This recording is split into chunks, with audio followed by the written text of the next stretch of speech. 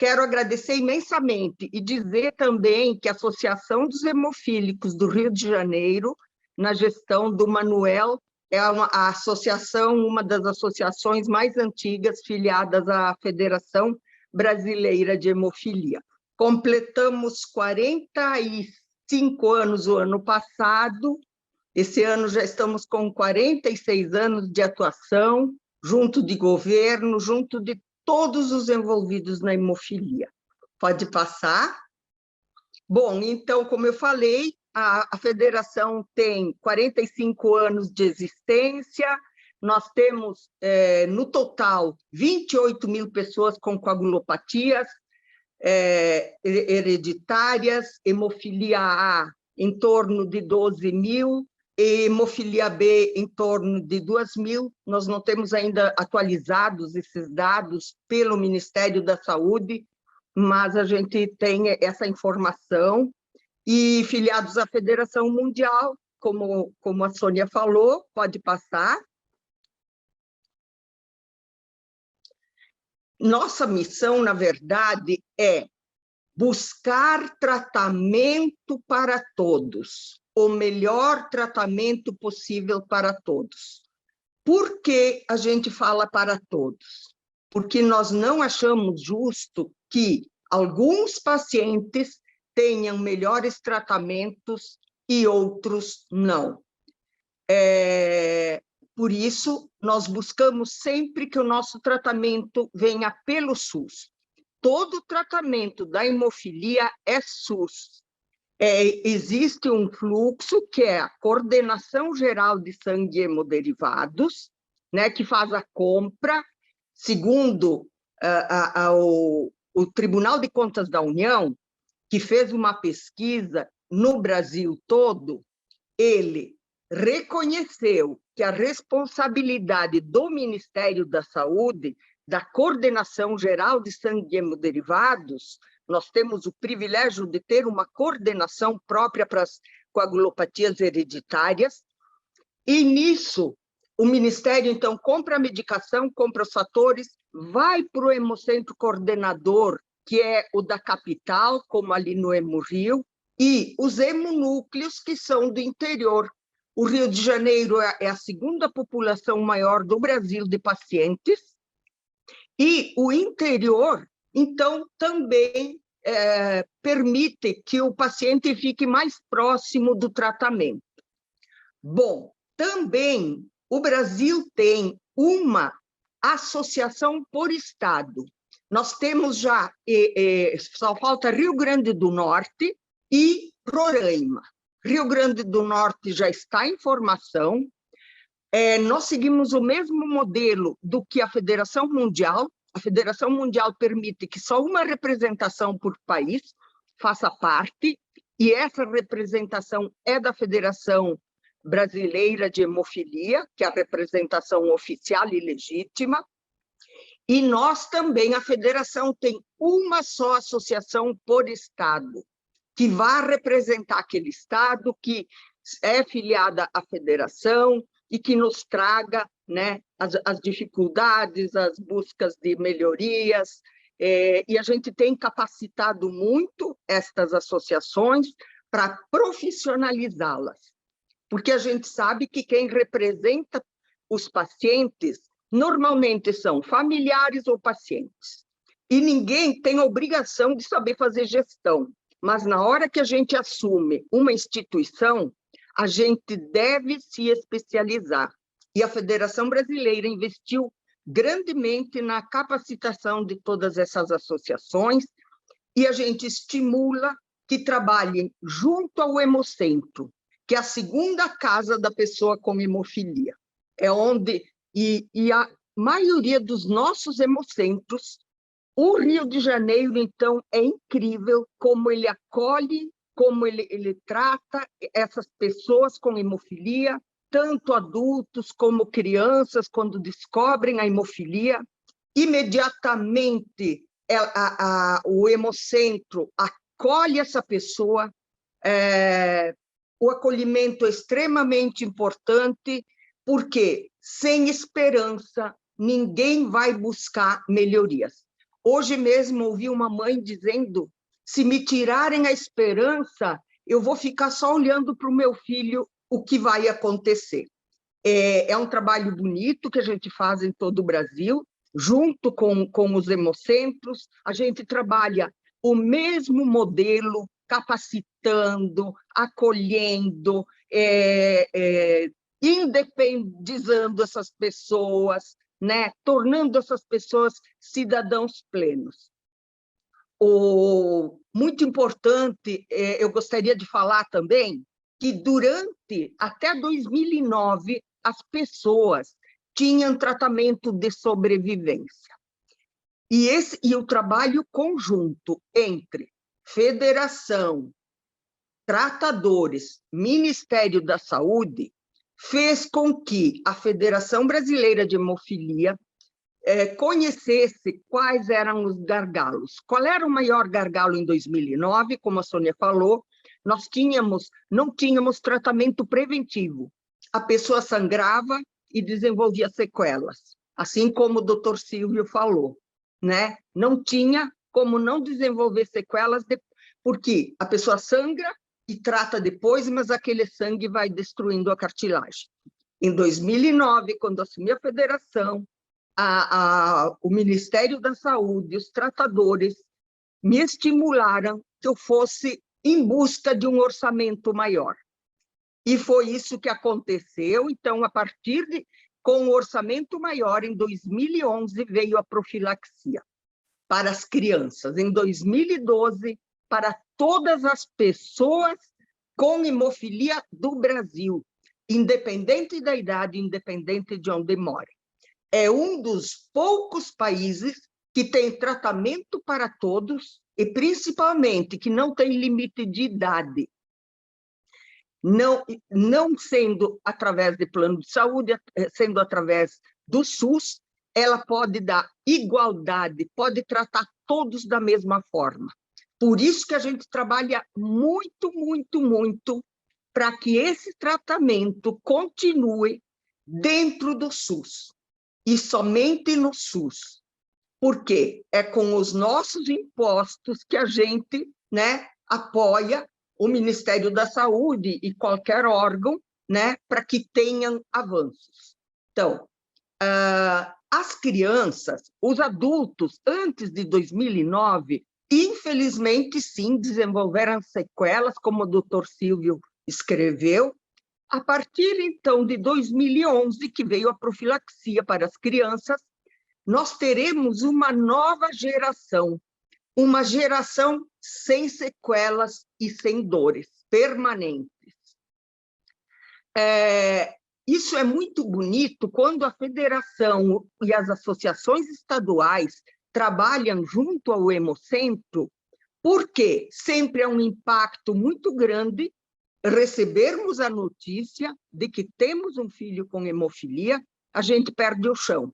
Mas no momento que nos é falado, tem tratamento, tem a reposição, que já os profissionais já falaram isso, mas esse é um trabalho de formiguinha, porque eu tenho um filho com hemofilia, tem 42 anos, fez profilaxia desde criança, porque na época a gente comprava medicação, não tem sequela.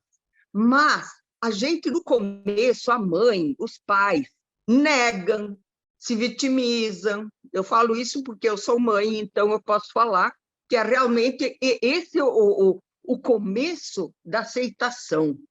Mas quando o Hemocentro acolhe e capacita, e tem que trabalhar muito, eu gostaria, assim, que todos os serviços aqui presentes ajudem muito a acolher essas pessoas, mostrar a importância da adesão ao tratamento.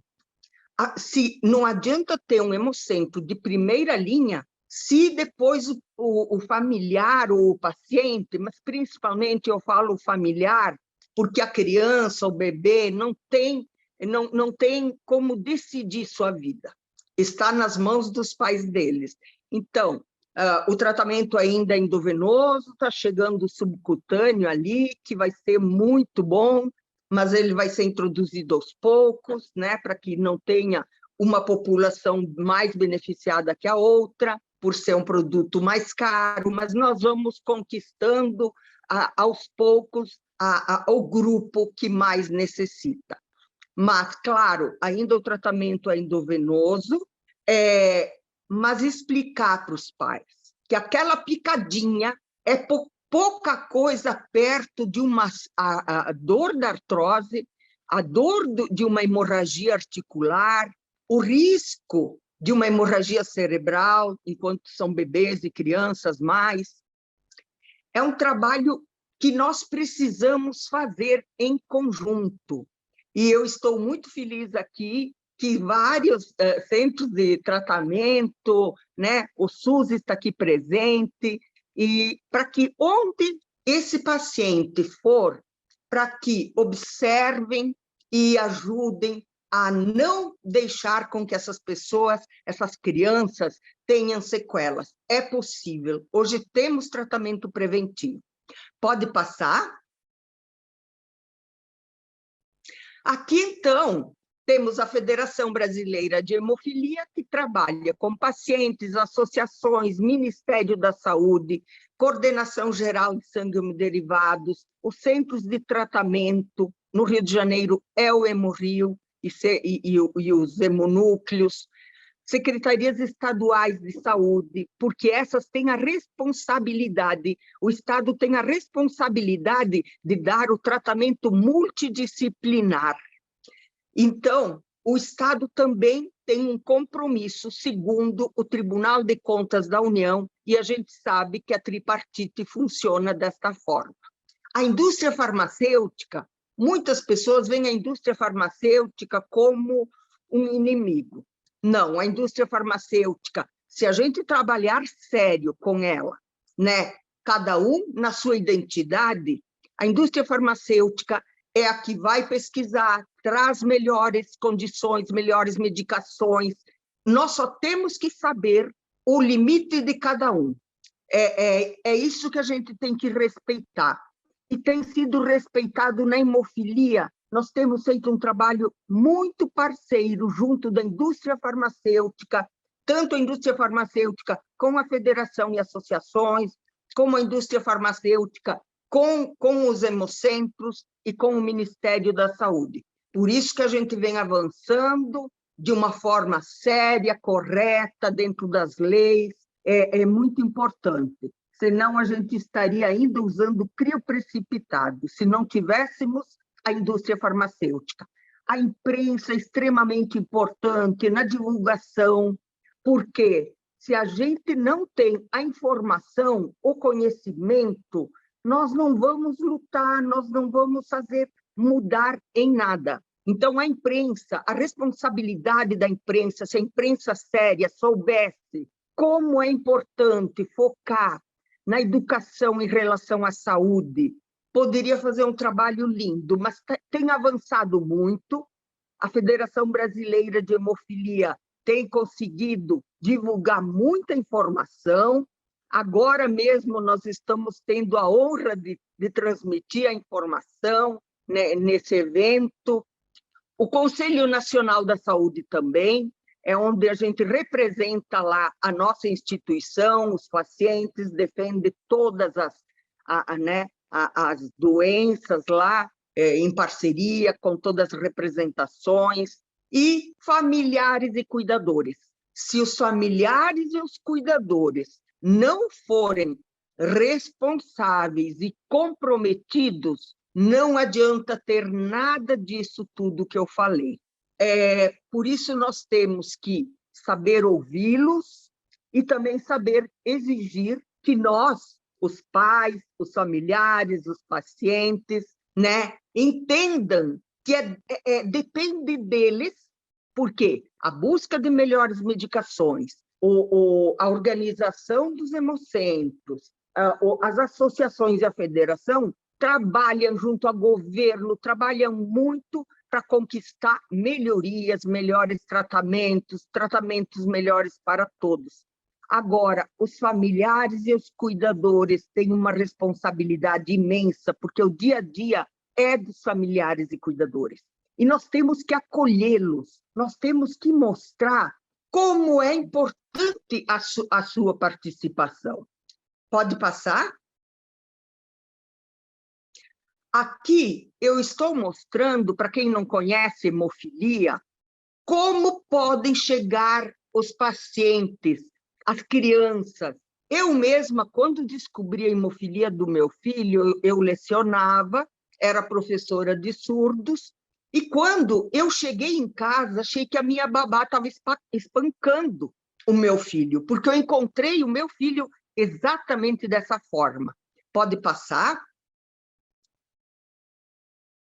Ou olhem os hematomas que podem acontecer com essas crianças, ou pode passar também, mas em relação a essas imagens, para não deixar... eu queria dizer que antes de julgar um pai, um familiar, como ele estar fazendo maus tratos com seus filhos, ouçam e acreditem nesses pais e busquem para onde deve ser encaminhado. Nós temos uma rede que é, como eu falei, Ministério da Saúde, Hemocentro, Hemonúcleo. Então, encaminhar o quanto antes para uma pesquisa do que pode estar acontecendo.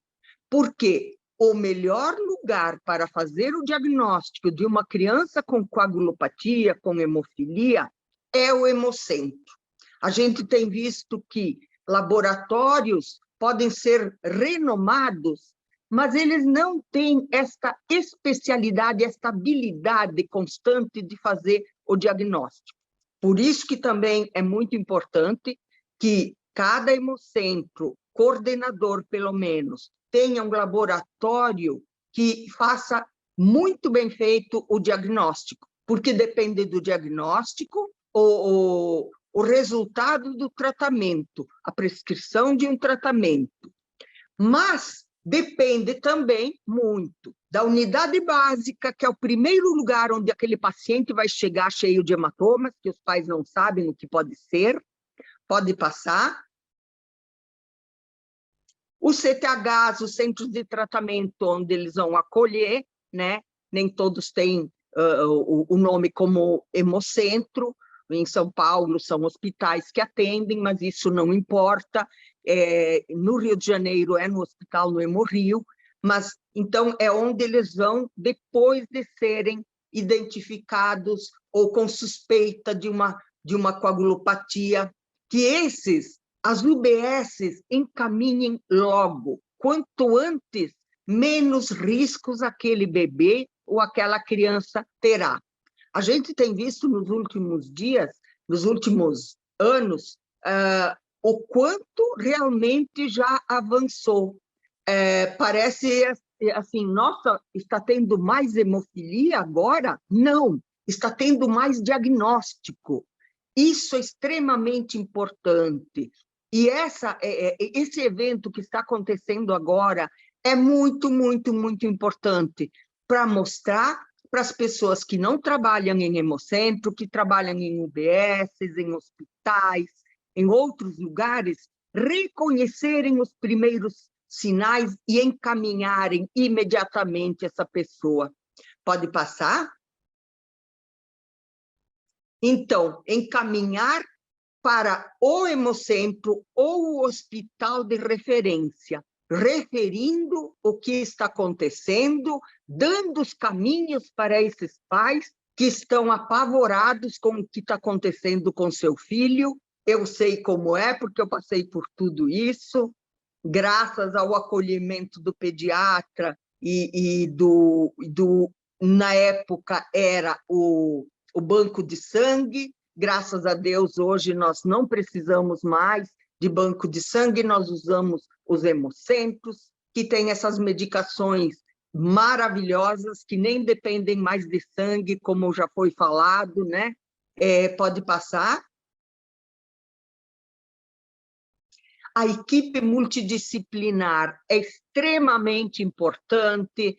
Então, esses as UBSs, esses centros, a gente sabe que se buscarem apoio na equipe multidisciplinar do Hemocentro, tanto da enfermeira para entender melhor como é a hemofilia, porque muitos pacientes, após o diagnóstico, antes encaminhados, feito o diagnóstico, serão atendidos pela UBS, que fica mais próximo da casa, ou pelo programa de saúde da família, né? O mais próximo possível que essa pessoa possa receber o atendimento, o tratamento melhor. Mas, para isso, eles devem buscar informações e capacitações junto ao Hemocentro coordenador, que vai desmistificar a hemofilia do passado, que se ouvia lá quando as crianças começavam a estudar, que a pessoa com hemofilia sangra até a morte. Já ouvi um pacientinho comentando exatamente isso. Ele tinha hemofilia, tem hemofilia, e quando era criança, o professor falou que hemofilia é um problema de coagulação, onde a criança sangra até a morte. Imagina o pavor dessa criança. Então, desmistificar, hoje tem tratamento preventivo, e depende de cada um a fazer o tratamento adequado, personalizado, embora tenhamos, e graças a Deus, temos um protocolo construído, mas nós temos a liberdade de fazer o tratamento individualizado. Mas, para isso, tem que ter a parceria da família, relatar, meu filho está fazendo fator, mas não, mesmo assim está tendo hemorragia, porque ninguém consegue imaginar, né? Tem que ser claro, tem que falar. Então, quando eles chegam nesses centros de tratamento, fazer várias perguntas, ver como é que está, e capacitar-se para fazer a infusão, perder o medo da hemofilia. E quando a gente conhece, a gente perde os medos. E eu sei que o Rio de Janeiro, o Hemorrio, tem trabalhado muito nessa capacitação, incluindo capacitações nas escolas, desmistificando a hemofilia nas escolas. Nós estaremos distribuindo um material para os pacientes e familiares levarem para a escola, porém, esse material é muito bom para os pais, cuidadores, tratadores. Se as UBS gostarem de ter acesso a esse material, podem falar com a Sônia no Hemocentro. Então, utilizar essa equipe multidisciplinar.